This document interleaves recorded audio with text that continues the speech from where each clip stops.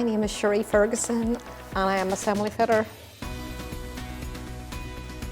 When I saw it advertised, I thought it would be very interesting because I have come from manufacturing to a food factory since I left school, and I've been working in labs and things like that, so I like putting things together and see how it works.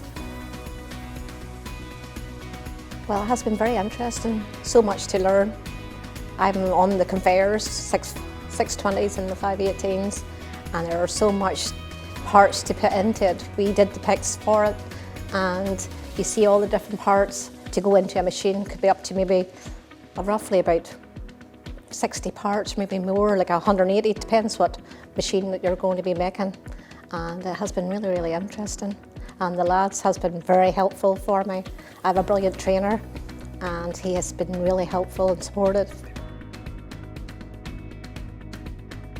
I would say please try. It's so interesting when you get your interview and then have a tour around the factory. It is so unbelievable.